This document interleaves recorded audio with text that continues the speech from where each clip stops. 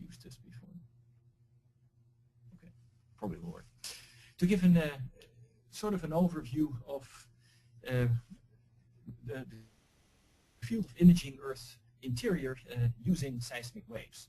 And this field is ancient. I mean, essentially, it's more than 60 years old. And the idea, to give sort of people that are not familiar or not so familiar with the field, idea that I thought I would convey is, well, what is imaging in its most elementary form, and what are sort of the interesting things you might not think about that can go wrong when you do a naive imaging sort of procedure without actually studying the mathematics underneath it. And so my idea is to give you a few points where you think things appear very naturally, and then there are some pitfalls that you really have to take care of to make them work on planetary scale.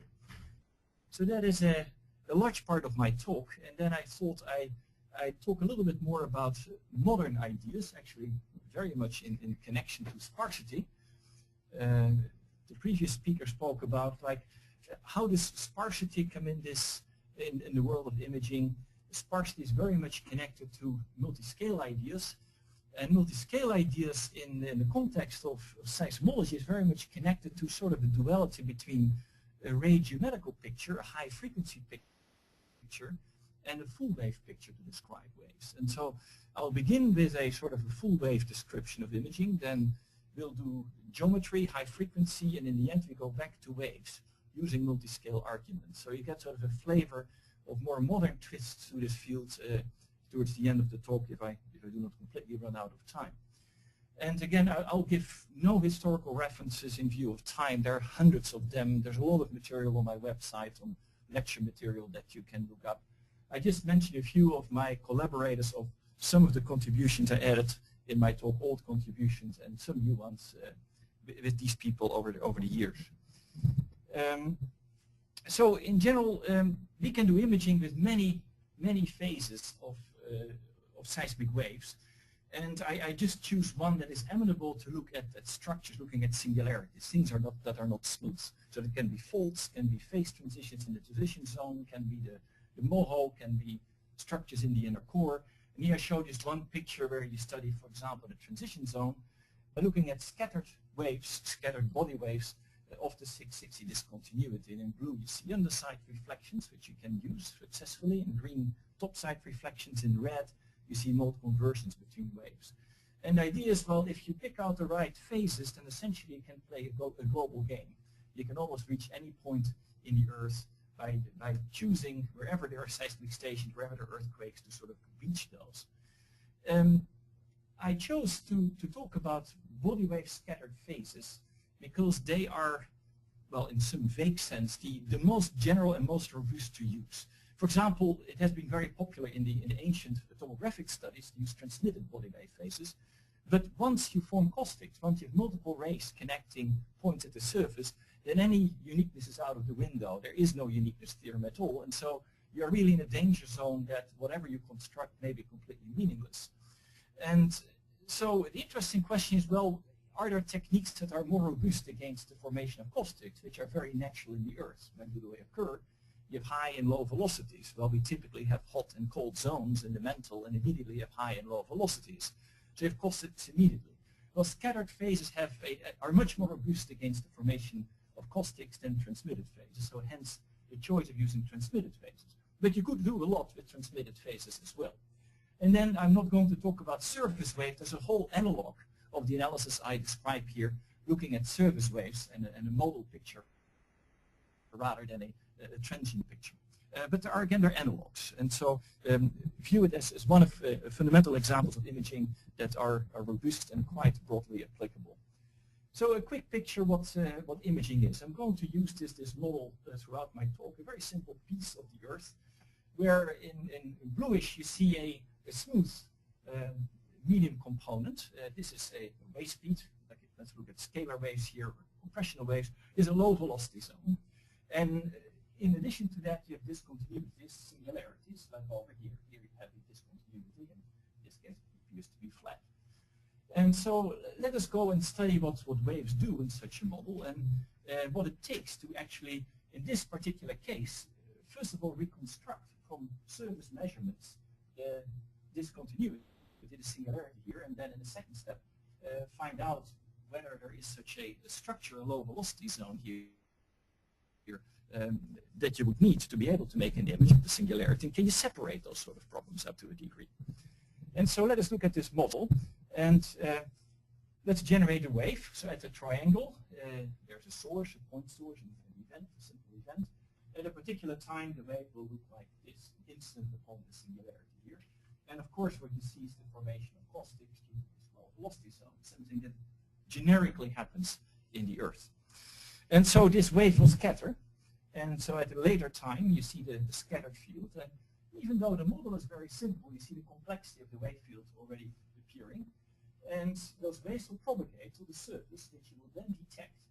And from those measurements, so let us do an idealized experiment where we have an array of receivers all the way from left to right over this box.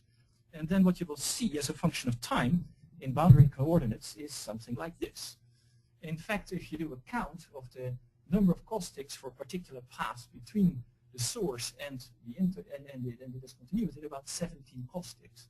And so that gives you an idea of the complexity in the Earth to image in the realistic circumstances, realistic models for geodynamics and realistic geometries of discontinuities.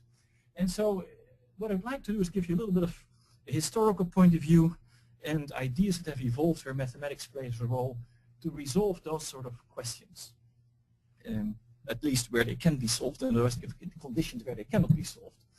And so let us get started on a very classical imaging scheme that goes back, well, arguably to John Claerbout in the 70s. And essentially, I'm going through those equations. I have a few slides with those equations to give you those basic principles. The idea is the following. Take a single seismic event, a single source, and you look you observe the scattered waves from this single source, and you measure that in an array, suppose a continuous array at the surface. So what you do to pick out the singularity, assume that you know that this lens exists, the simplest case. You propagate the waves generated by the source into the Earth, into the subsurface. You propagate that forward in time. You take the data in the array. What you do is you reverse time continue this data back into the Earth. And what you expect is somehow where those scattering events, where the scattering took place, those waves will come together, will correlate very well in time. And that's exactly what Claerbout did. He said, well, I correlate, and look at the correlation if time equals 0. That means those waves are precisely in phase. And so, indeed, if you do that in simple models, that indeed will give you an image, a picture of those discontinuities, of things that are not smooth. And so this is sort of the translation of that in very simple wave equation language. Let's take the scalar wave equation to make the argument. You see the wave equation here at the top, and let us only consider one wave speed in this case, and that g be the Green's function. Let us assume a point source, an instantaneous point source, and the seismic event is located at xs. And so you solve this Cauchy initial value problem, and that will create a wave, an incident wave in the Earth, if c represents this smooth model, this background model that does not contain the singularities. Now a little bit of context. You can treat this problem with ray theory, ray asymptotics. So what does it mean? I can approximate those solutions, g, from a source into any point x, in terms of a Fourier integral, omega is its frequency, with an amplitude and a travel time function, t. And so the amplitude is sort of a geometrical spreading, and the t is essentially the travel time along a particular ray path between the source into the Earth. And well, you can study that up to orders of the frequency, of the orders of smoothness. But let us take the leading order, the simplest case, where we can describe this wave essentially as a delta wave. So the wave is just purely geometrical spreading, and essentially the delta function delayed the travel time, and then there are some time derivatives or fractional time derivatives depending on whether you look at the Earth from a three-dimensional or two-dimensional point of view. So this is sort of the ray geometrical picture we quickly wrote down in connection to solving the full Cauchy initial value problem, which you can under certain regularity assumptions of the wave. So this is the Green's function, if you wish, or fundamental solution. So the procedure that essentially describes the imaging in this most rudimentary form for Finkel source is as follows. So what is the scattered field in that picture? You perturb the wave speed to first order. R is the relative perturbation, and you solve the contrast source equation over here. So U is going to describe that upward scattered field that I showed in the picture, which solves a homogeneous Gaussian issue value problem with an inhomogeneous term, the source, that precisely lives where a wave was incident and a discontinuity existed. This is sort of the Born approximation in its simplest form. So the question is that the sort of field that you can detect from data? So this is sort of the first interesting twist. So if you reverse time continue the observations at the surface, then you would think, well, that is sort of what I would recover, modulo higher order scattering. And the answer is, well, if you think about it, that is actually not quite true. What you actually can obtain by reverse time continuation is solve a final value problem. Namely, choose a time, a very late time, the latest time you have measured. And what you do is, as Cauchy, not initial but final values, you substitute that scattered field, well, U and dUdt, it's a second order equation, and then you solve the equation backwards. Now, of course, those solutions are equal when t is larger or equal than this latest time that you considered in your measurement, but it is not otherwise, because this field contains more information, causality, than the wave that is incident at a time that hasn't reached the time t1 yet. So certain waves have already scattered or backpropagated, or an imprint in the subsurface, whether the others are not. And so here's the very first pitfall when you do this sort of naive approach, that you're not quite looking at the pure scattered field when you do that. But anyway, so that is sort of a context how you have to study this problem carefully. And then you measure the waves on some sort of array, a bounded open set on the surface. Now you can describe this in operator language, which I will do in a minute, by thinking of taking this contrast, R, and mapping it to the scattered field solution, and restricting it, R is the restriction, to where it can do measurements in a set sigma. And let's call that operator F throughout it all. And this operator depends on the choice of this background volume. So this is sort of the very general picture that people in imaging had. And so let's first go back to Claerbout before we say more of that. Well, there's some minute changes in the Claerbout formalism in the way I present it here, but it shows you, on the one hand, how powerful naive approaches are, and also how careful you have to be applying them at the same time. So what you see in the top equation is the equation for UR, which is the reverse time continuation, where R sigma, U, represents the data. It is the model scattered field restricted to where you can observe it. And delta xn just tells you, well, this is restricted to the surface. I say the surface is flat locally, so that xn equals 0. But you apply another operator. The thing is, you change a Cauchy issue value problem to a boundary value problem, and you get, if you study that, the mismatch of energy fluxes. So what you need to do is actually need to add a vertical flux operator, which is this operator.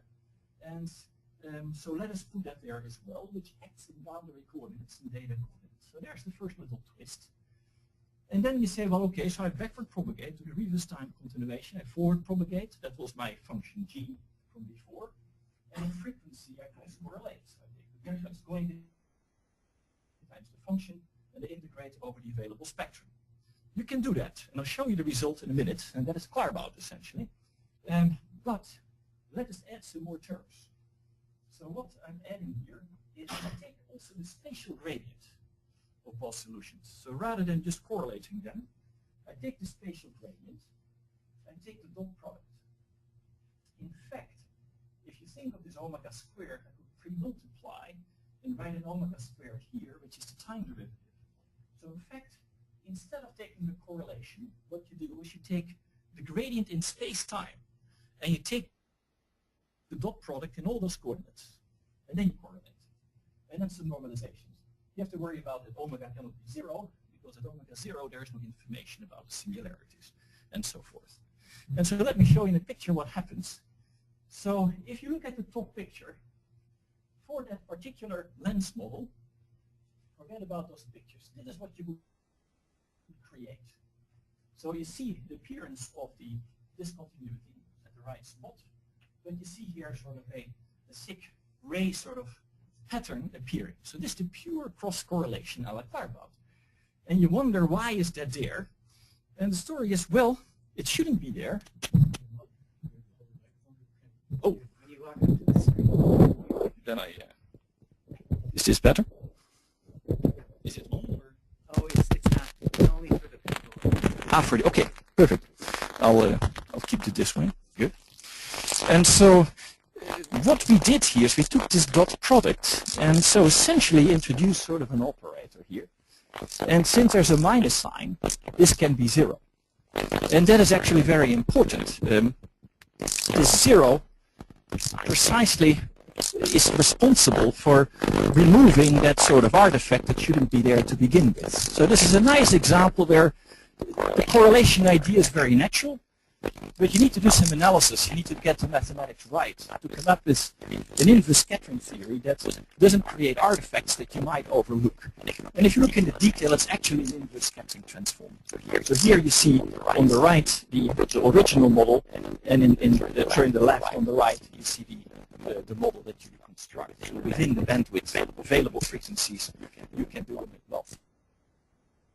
Theoretically and arbitrarily accurate reconstruction. So this is example number 1. Now you say, okay, great. So we know it is well. So well, not quite. So we had a single source. And remember, I had the lens, I had the discontinuity, and in that picture, I chose the source on one side and the array on the other side. And so let us now make the same picture. Let's make a picture of an image straight through this lens. And what I'm going to do is I'm not going to draw a spatial picture. I show the same trace out of the image, but for different source locations, different event locations. And that's what happens. And you see something remarkable. That is, you see that each source location is present in the implicit discontinuity. But you see also this interesting patterns appear. Why is well, the reason is that for this operator to be an inverse in a certain sense, you have to have requirements to mathematics and other condition that cannot be any between the source and the scattering point. Now, how can you sort of understand that physically? If you have a point and I have a source and I have a scattering point, from a point I cannot decide multiple rays into which ray I'm on. I need sort of an information of the neighborhood of that point to be able to determine the direction in which that ray takes off. And that is sort of the test of this condition. In this case, I have a single source, and you create fundamental singular artifacts that are as bad as the real image itself. And so this is something when you have sparse events, in particular regions in the Earth, where you cannot create OBSX. You don't have many neighboring earthquakes. This is something you need to be extremely aware about, and there's very little you can do about it. But you can create beautiful false images that are perfectly singular, perfectly focused, and have nothing to do with the reality. So that's the second sort of message I take home. But you can do very nice things as well. So you can do this all for the elastic wave equation, multi-component anisotropic. And then you can play all sorts of interesting games. What you can do is say, well, suppose there's an interior surface over here. Suppose I create, this is my structure, and I create both P and S waves, can be anisotropically as well, well, they will scatter from here and reach the surface. Well, the P wave is the fastest wave. And so I know that the wave that arrives first must be the wave that, well, is sort of transmitted through the structure up to 0 order. And say, well, what I can do is I can use as observation to the reverse time continuation of that field to recover the source. Well, I don't need that, but what I need is I would like to have the incident field, think of Powerbot. So do that, take the P wave, the P polarization to reconstruct the incident field wherever it is. Then you do the same for the shear polarization, which travels slower, and you apply the same sort of ideas.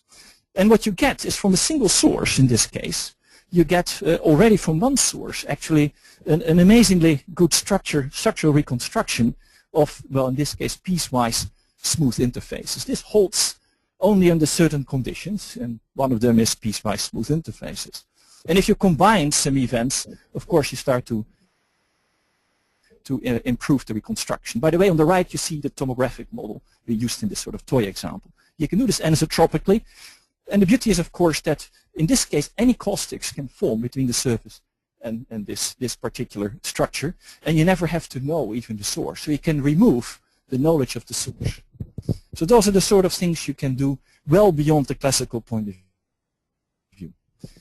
Now a little bit of what is going on here, and this is classical theory that has all sort of history as well. Essentially, this is the ray picture. This is the underlying geometry.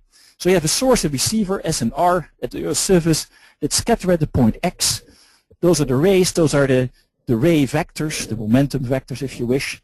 And where do you pick up a scatterer precisely? Think of Snell's law, where those vectors add up to this vector. And if a little piece of interface is orthogonal to this direction, you will see a scattering in your data. You see a singularity in your data, a reflection in your data. So that's a sort of a relationship between reflectors and reflections. And so here you see the relationship, which is the vectorial sum. And in order to simplify everything, we are going to lump coordinates together. So source, receiver, and time coordinates we call y. So surface coordinates, data coordinates are called y. They're Fourier duals, that is the directions with which the rays come at the surface. And the frequency we call eta. And in the subsurface, we refer to it as x scattering points and psi over here. And so this ray picture tells you essentially how you have to relate the two, if you follow sort of Snell's law. And so what you can do is you can make a giant table. So let lambda be this giant table. I look at all possible pairing of those two. Mind you that y on the Earth could be 5-dimensional, the source coordinate projected to the Earth's surface on the sphere. Same for the receiver coordinates, 4 plus time, so that's 5-dimensional. Plus eta, the Fourier dual, is another 5, so that's 10 variables. And in the subsurface, of course, it's 3 plus 3, so it's only 6. So it's a disbalance of dimensions here. And then you might miss, if you have a 2-dimensional array, you might miss more dimensions, and that's what we call a codimension. So there might be a codimension playing a role if you have very dense 2-dimensional arrays at the surface. Now what is the story? This lambda is a geometrical object that behaves very nicely. You can, it's a manifold, you can choose coordinates precisely in a dimension that this manifold is, the constant dimensions. You don't know exactly how to partition those coordinates. Think of a sheet of paper that you want to describe, say, by projecting it at, say, the bottom. So you have a sheet about it. If the piece of paper is curved, then I cannot globally describe it only by projecting coordinates onto the bottom. I need to go around the fold of the piece of paper. So I need to switch coordinates somewhere. And so the switching of coordinates is described by this partitioning between I and j by coordinates, but you can always do that. And then the nice part is that this geometrical structure is such that you can find a function s, a common function s. This is a generalization of the travel time function I spoke about in the beginning. But mind you, here we're talking about very general scattering theory. The same is analog to that. There's a function such that by differentiating this function, which is a function of those coordinates of that table, I can find any of the remaining coordinates. So just by differentiation. That's called the generating function. It's a classical object in symplectic geometry. Now why do I describe this? Any of those scattering forms, remember the Fourier integral for the Green's function, I can generalize all this scattering theory into such sort of Fourier integrals. Here it is given. It's the scattering operator acting on the contrast as an integral operator, but where the integral kernel can be written as a Fourier integral alike with an amplitude and a phase function, where the phase function contains S, which is sort of a generalization of travel time. So this whole scattering process can be written in terms of an analog. And how do I get back this pairing of scattering, this canonical relation, this table? By just taking the points and the respective gradients at what is called the stationary points, where the phase is stationary with respect to those Fourier variables. So that is how you recover the geometry of this story. So they can all be described. And then you are in the world what is in mathematics known as microlocal analysis. Those are particular operators and the whole calculus is known about it. So by this time, like you know your linear algebra classes, when you have matrices, you have all sorts of machinery at hand. Here you have an operator and all sorts of machinery at hand to study this. And so let us do one little study. So it is indeed in that class. Let me actually skip over this. What I wanted to show is this one. So you may wonder, well, can I really successfully image a singularity in this context? So the right question to ask is, suppose I have a discontinuity, I model the data, I image. What is imaging? What was that correlation formula? It was actually taking the adjoint, the L2 adjoint of that operator, F star. And so what you would want, so this is the imaging, what you would want is that at least the singularities of R remain where they are. At least I don't want to create anything that isn't there. So I want to make sure that in some sense this operator is diagonal as far as the geometry is concerned. So when is that the case? Well, the mathematical analog is that there should be pseudo-differential. And you may wonder, when is that the case? But it is the case if the projection of that huge table on the data variables, well, mathematically it's an embedding, essentially means it's one-to-one. So they must uniquely determine, so that those coordinates must be one-to-one. So in the range, it should uniquely determine lambda. Now, how does it look like? Oh, the first two pictures. Is this always true? No, so this is the next pitfall. For example, here I have an event. Here I have a scatterer. And suppose this ray scatters like that into a receiver. And now suppose the structure is such that there's also a ray, like a partially trapped ray, that scatters over there. And let us assume that the travel times here and here are equal. I cannot distinguish whether something scatters here, from here, or here. So there's a violation of that condition. So if you're sort of partial trapping in the Earth, you get sort of problems that you really create beautiful artifacts that have nothing to do with the truth. And you need to study that in great depth. And you can, there are modern mathematical techniques that allow you to study that. It can also be that you can get actually a conflict in orientations. You can create an artificial image not at different points, but at the same point at different orientations. So this is sort of an example where it can be. And so this is sort of the larger picture behind it. So lambda is this table of all the possible scattering, this sort of the cartoon. And so how can you describe this process? Well, what you do is you can project all those ray combinations into the subsurface variables. So the locations and orientations of reflectors. Those are 6 variables. So let us take a point, one of those points, go back up to lambda and say, well, now missing n-1 coordinates to describe the entire data set. Let us call those coordinates E. What appears to be the case, if I do that and I project back to the data world, so this is 6-dimensional, this is 10-dimensional. In the data world, I get what is called a foliation. What happens is, if I only vary the missing coordinates locally that I cannot reach with those, I create a fiber. And I go into the next xi variable, to this point, I create another fiber, and so forth. So I get what is called a foliation. What is this foliation? Well, it essentially is related to scattering of waves over different angles. Except not quite, that is true if there are no caustics. If there are caustics, this is a more complicated construction. But the analog exists. And now the story is, well, obviously, this is high-dimensional, low-dimensional. This is not an invertible relation. So the question is, can you make this invertible? Well, you can make it invertible not by restricting this problem to a fixed value of E, namely just by cutting through those foliations. Now what you need to do is you need to extend this world with n-1 dimensions to make it invertible. And let me show how that works. So essentially what you can do is you can extend the subsurface variables with all those remaining dimensions using that geometric construction.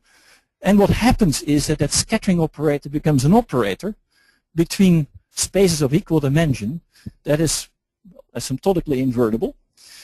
And what is more important is essentially this operator is the solution to a wave equation itself, a first-order wave equation. So the whole imaging process in 10 dimensions becomes a problem of a 10-dimensional evolution problem. And so those are also known theorems in mathematics that tell you that actually this is the right point of view. To convince you, so suppose you want to create an image for different scattering angles in that same lens model, so do the same exercise as before. Now this is that extended E variable. This is what you get. So you don't get any artifacts anymore. Remember when we did it in source, we got an artifact. Now we do it through this extension in that coordinates, the coordinate generalization of scattering angle, and there's no artifact. If conversely I had restricted my analysis to a subset of the data, so make the data match the subsurface, I get those artifacts back from before. So that is sort of the deeper meaning what is going on. And let me see how we're doing for time. 20 minutes, good. Because I want to get to some multi-scale results. Now, the one thing I didn't mention is I always assumed in those examples that I knew where that lens was. I had a complexity really due to the lens. That reflector was as simple as it could be. And so far you would say, well, you leave out a very big question here, that how would you ever know about this lens? And then again, there is very interesting results in analysis, microlocal analysis, symplectic geometry that tell you, roughly speaking, the following. The what you can find, that's actually the previous slide, sorry. What you can find is you can find operators of a particular character explicitly using this extension. And those operators tell you that if they act on the data, they have to be 0. Those are called annihilators. Those operators are dependent on this background model. In other words, if you have the right background model and a single scattering world, then those operators should give you 0.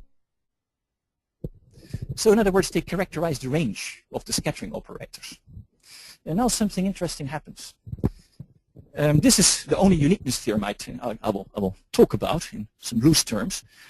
The following is true. If for all observations in the range of the scattering angle, it is true for the scattering operator where I use a background velocity c, I can annihilate it with another velocity, c prime, then those should have been equal. So essentially, if you have enough scatterers in the Earth, if I succeed annihilating those reflections from the scatterers, I must have obtained the right model. The snack is I use single scattering theory.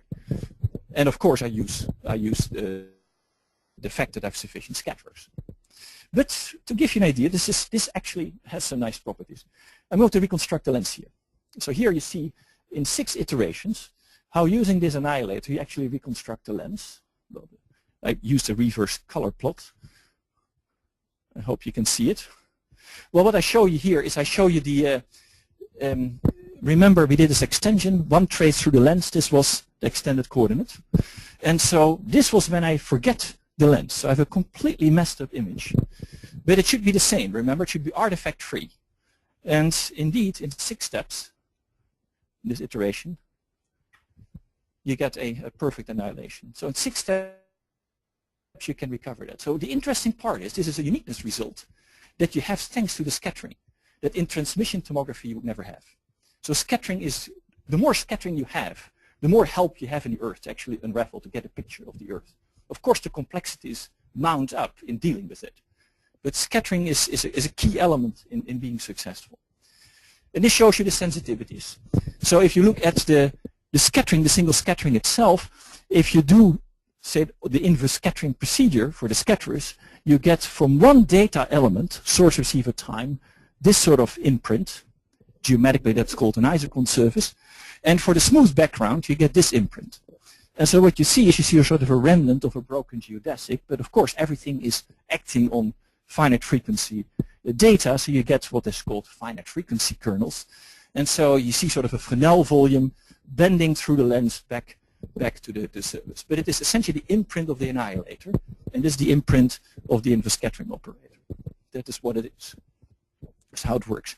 Now what you see here already is there's an interesting duality between rays and waves going on. So we have sort of so far used a quasi-asymptotic approach. But you see due to the finite frequency that things are not really geometry, they're more than geometry. And so the question is, can you twist that back to a full wave analog? And that is where a more modern world comes into the game. We skip this. And for that I go to the final part of the talk, and I'm going to touch a little bit upon representing those scattering operators in a particular way, namely using curvelets, wave packets, or analogs thereof. We're going to compress them and do partial reconstruction using compression. And so mind you that I told you that via extension I could describe this very high dimensional scattering as an operator that was described by an evolution system. Geometrically that means it's an operator associated with a graph. All those operators can be written in this form. So this is a known result, and so any operator can be written in terms of such a Fourier type integral with a generating function S and amplitude A, and U hat is the Fourier transform of U. So it starts as a Fourier transform, then you get an amplitude multiplication, a phase, and integration over psi. Now what's interesting about this form is psi is the dual to the input variable x, and the output variable is y. So you have a Fourier variable on the input, and you have a spatial variable, space-time variable on the output. It's a very unusual mix of two variables that you can always bring that in, and the extension played a role here. Now, what can you do with this? Well, this is what I described about the evolution equation. You can write this equation this operate in a very sparse form using well, what is known as dyadic parabolic decomposition, very related to curvelets and wave packets. So what you do is you take the Fourier domain, this is the Fourier domain, break it into NLI that are thick order 2 to the power k, called the Littlewood-Paley decomposition, subdivide them into wedges that are roughly 2 to the power k over 2. So this goes at the square root, the width versus the length. So if you connect all the corner points of those, you form a parabola. That's why it was called parabolic scaling. And dyadic because you use the power 2. But you could do something different. The key thing is really that the scaling happens asymptotically. And so what you do next is you put boxes over those wedges. You want to put window functions over it. Those window functions need to be smooth, so they need to overlap a little bit. And so here's the overlap. So you see that same parabolic scaling. So we choose boxes B that scale, as I said, just along the first axis. And what you do next is you rotate those to sweep out the annuli. You can count the rotations, the directions called nu. Here in red is the support, and then you put a window function in those boxes, and that's in the Fourier domain, in Fourier, so phi hat, corresponding with scale k and orientation u, that is phi hat, and you choose them so that they're normalized according to that. That is purely the basic frame, co-frame construction of wavelets with some normalization. Here I put some references because it's so fundamental. It goes back a long time as well, the history. Here you see a three-dimensional analog. I put it up because the way we implement those things, we use the cube sphere. The cube sphere appears everywhere. It gives you an almost symmetric representation of those functions. That's how those window functions look like. Crosscut in 3 dimensions. And if you take the inverse Fourier transform, you get what is a wave packet. That's how they look like. Those objects are approximate solutions to the wave equation, and that will bring us back in a few minutes to full wave solution. So the remarkable story is, when you do this, you can actually prove that if I sort of follow some geometry, some multi-scale arguments, depending the scale of the packet versus the scale of variations of the coefficients, if I match them, I add them together, mix them together in the right way, I've approximately solved the wave equation. And the beauty is that the error you make, if you do it right, is compact, is a compact operator, and hence I can iterate out the error. And you can prove that the kernel of that operator is sparse in this representation if a sparse algorithm. That is sort of the gist.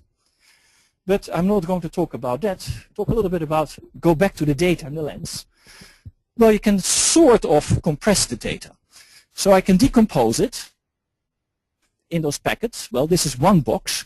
What does it do? Well, you take the data, Fourier transform, window it by the window function over box, and then do a Fourier series expansion. That is how the wave packet and curvelet transforms work. In green dots for this box, you see the Fourier frequencies. Those, of course, back in space-time translates for this particular box. And what you see is that the coefficients concentrate in a few points, and over there in the red dots are the significant packet coefficients where they are. Now this picture is misleading because the decay of those functions is, well, super algebraic, which is numerically not very fast. So this actually doesn't compress very well. The picture looks better than it is. You really want to do nonlinear approximation theory instead of lattices. And there are elements in mathematics, AEK theory, that helps you to do this much better. What does it mean? You just depart from the lattice, forget about frame theory. Frame theory is quite useless in this context, and do something nonlinear where those points start to depend on the functions. And then you can do all sorts of other things. Show you this for fun, one research picture. In fact, this is another synthetic data set. We take data only from those dots, coefficients. Those are completely nonlinearly sampled packets, no longer lattices. And then you can use graph cut theory to connect those points, put the wave packets back up, and you can recover the data. So this is really sparse. So you can do something much more intelligent by reaching out to graph theory in this context, for example. Anyway, you have this packet decomposition of the data. Everything is compressed. And what you do next is, so here you see, let me do a two-dimensional picture. You have your packet. Next what we do is we're going to do scattering, propagation, inverse scattering imaging. So we apply F to U. And we do that by, well, following a decomposition of packets, actually do the following. Decompose it into the, actually let me write it in this form. Take U as the input. Take the Fourier transform. And now we take for the data just one packet phi. So what we do is we let F just act on one packet, use the Fourier transform, a translate of that particular packet, sit over here. That was the phase and that was the amplitude. So this is how the operator looked like. Now, what can you do? The idea is the following. This packet in the Fourier domain is supported on a very thin and narrow box. So it becomes thinner and thinner, the larger, the finer the scale, the larger K. And so what you can do is you can think of doing an expansion, a Taylor expansion, in a transverse direction if it becomes very narrow. That cannot be that bad. And the story is that's indeed true. So what you can do is you take an expansion of that function S in rotated coordinates in those variables. Let's call that psi double prime.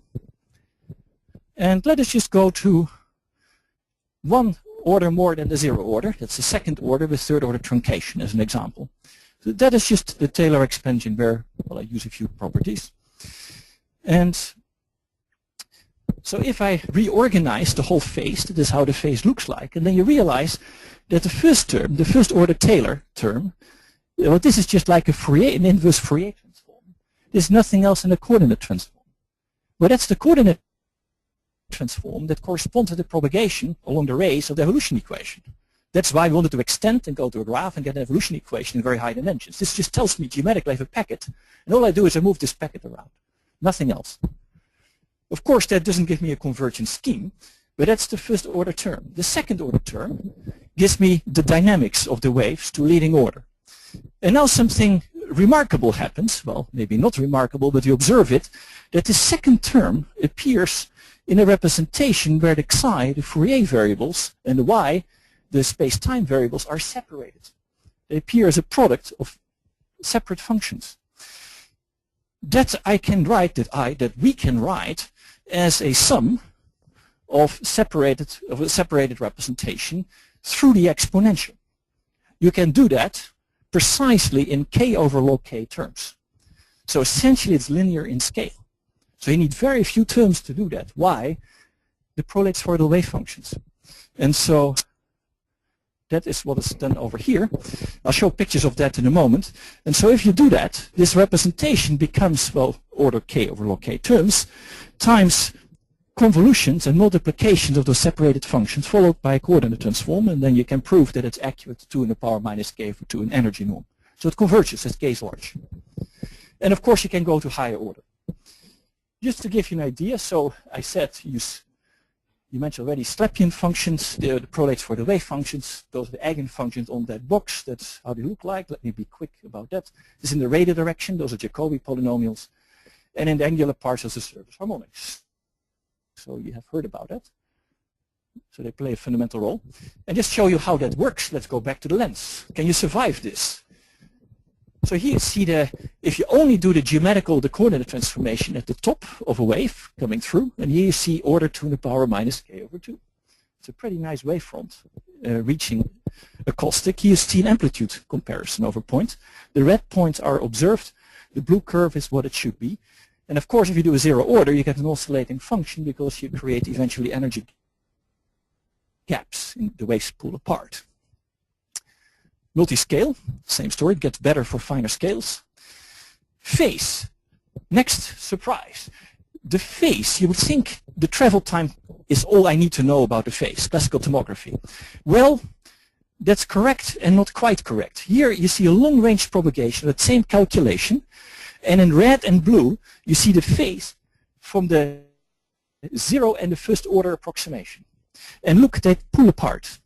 So there is actually an order 2 to the power minus k over 2 contribution to the phase. So you have to be very careful if you do tomography on planetary scale with very long range propagation what you mean by travel time. And so you can pull that out of the theory that there is an order 2 to the power minus k over 2 term that does that. And in fact this was known in the physics literature not from a multi-scale point of view, but in optics, for example, is the GOE phase. So it is nothing new that this has been observed, but it plays a role in seismology as well, and it beautifully comes out theoretically when you do multi-scale analysis. So it's an interesting warning. Can you go through caustics? Yes. You can go through caustics via applying diffeomorphisms. You have a manifold, you have a singularity. You can always push the manifold a little bit out to remove the singularity and put it back in place. And so just to show you how that works, here you see the wave incident through this lens On the left, you see an order 2 to the power minus k over 2 calculation, as I described. On the right, a finite difference calculation. Very highly sampled finite difference calculation. And here we go through the caustic. And in fact, this result is 3-digit accurate. So the order 2 to the power minus k over 2 in smooth media is essentially in practice as accurate as you would ever need it for those applications. There are completely different stories as well. And so let me wrap up with a few comments on partial reconstruction and full waves, and then I'm done. So why is this all very attractive to do it from this point of view? Again, there's a world behind here of work that exists, has been done historically, and is happening today. So one thing what you can do is essentially what has happened is we've done sort of a singular value decomposition of those operators. Not quite, not exactly, but you think of that those packets sort of do sort of a quasi-diagonalization. Well, not quite, because think of it as a matrix at a certain structure. And this coordinate transformation pulls essentially the structure to sort of a diagonal. And then things start to decay quite fast. And so when you do inverse scattering, those things are very attractive. So think of the following. This is my operator. And here we represent that operator with those transforms as a matrix. I did the calculations before, but this is an abstract version. And so how would you do inverse scattering? Well, essentially, you would look at the normal equation as I did before, the imaging operator F star to the data, and F star F would then act on the reconstruction, so I need to invert in some way F star F. We'll use those packets, curvelets as a representation, and assume that they can only detect S of those wave packets in the data via compression, regularization, and all those sort of things. Well, then really what I can reconstruct is the following. I cannot handle N, the complete operator, but only the operator where I pick out that subset of S coefficients. So N tilde contains the illumination, but not the classical illumination, illumination in this sparse representation. So this is already regularized. You can think of it doing an L1 regularization to represent the data, and then you would get a matrix N tilde that would act on those coefficients. So I have to solve this system of equations. The question is, does that give me an optimal result if I do that? So are those decompositions optimal in some sense? And the story is, yes, it is true. So if I choose out of the reconstruction the packets that geometrically corresponds, using this table that I mentioned a long time ago, you have a table, geometric table, sort of make sure that within a scale, the packets belong, in the subsurface that I try to reconstruct, belong to the family of packets geometrically that I observe in the data, modulo some estimates, then I get exactly the same result whether I used N tilde or N. So the fact that I don't have any handle on the fact that what I miss in the data tells me that as long as I restrict myself to that proper subset in the reconstruction, well, my error is super algebraically decaying. And so in energy norm I get an almost artifact-free result. And so this is sort of where the modern world is in imaging. We worry a lot about sparsity, partial reconstruction, and beyond. Oh, I wanted to show this picture. Here show you the sparsest data you can sort of think of in a seismic setting. So here you want to, for example, reconstruct a jump in a moho. You may wonder, can you ever do that? Well, suppose I have one artificial event right above the middle, one event, and I have a small array over it. Can you actually say what happens? Well, what you see over here is that precisely that procedure where I have, in fact, I have one orientation of packets in the data and a very small family of translations that's roughly this wide. And the reconstruction you get just from that is given over here.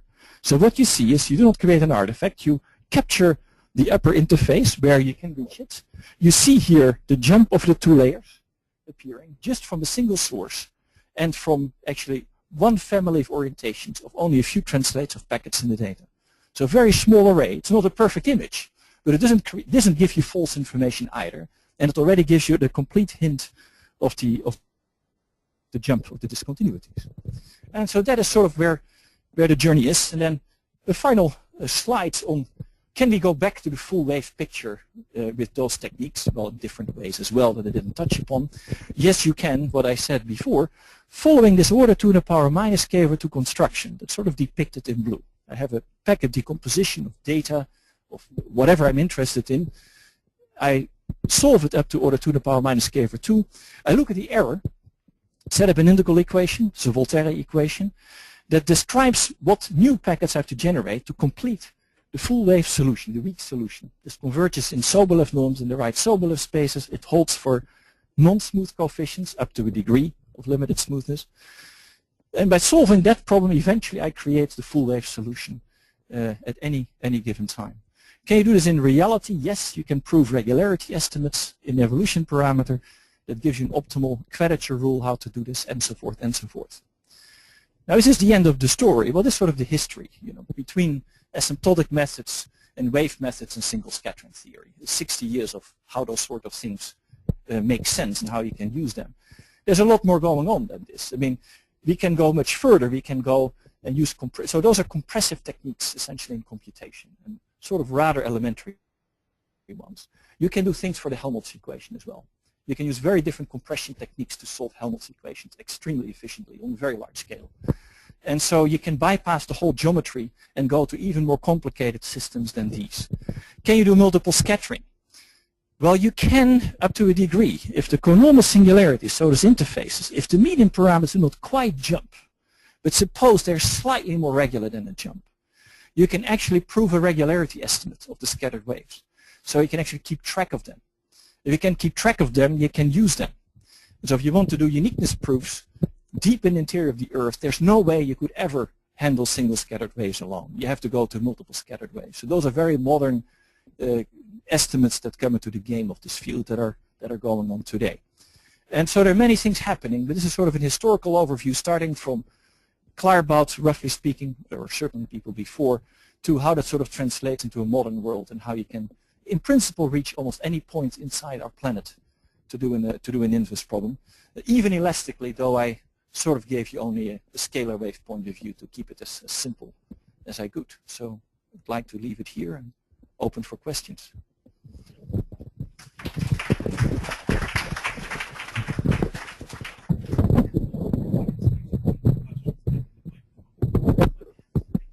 Yep, I'll do so.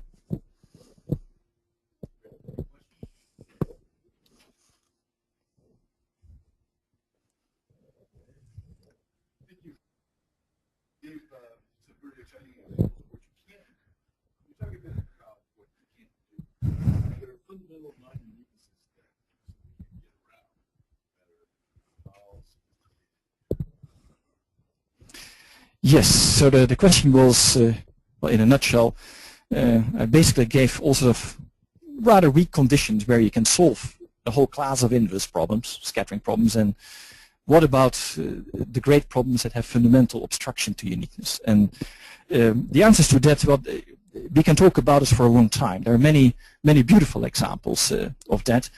To give you sort of an idea where a fundamental class of problems arises in the Earth. For example, here we did a separation of scales throughout this historical overview. What we assumed is that there's a smooth variation in properties. That was always the lens. And then there were things that varied very rapidly. Those were the singularities. And we sort of assumed there was not really very much happening in between.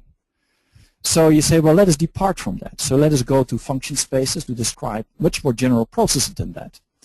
And then you very quickly run into some very fundamental questions. For example, take even the scalar wave equation. Forget about seismic waves. Suppose you have boundary measurements at the Earth's surface. And so suppose there's no liquid outer core. There's just one acoustic ball, if you wish. And suppose the coefficients are bounded, measurable, but they can jump in almost any place where you wish. There can be structure of some sort. And for example, I have only continents where I can do measurements. So I have only partial boundary data. Can I solve this problem uniquely in a nonlinear setting? And the answer is no. There's a fundamental obstruction in dimension 3 to do that. So you would say this is sort of the simplest problem you could think of that you would like to prove a nonlinear uniqueness theorem for, and there's a fundamental obstruction. I mean, the interesting twist to that is that leads to the whole world of cloaking. I mean, once you have non-uniqueness results, you can cloak.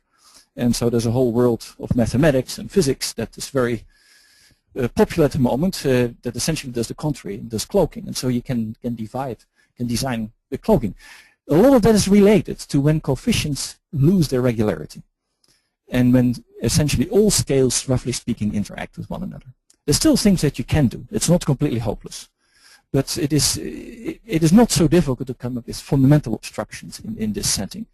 And so you need to go around it by localizing the problem, come up with partial reconstruction, linear reconstruction techniques, and there are many, many open questions there. So it gives you a flavor, but there's a long list of those sort of aspects, as you can imagine.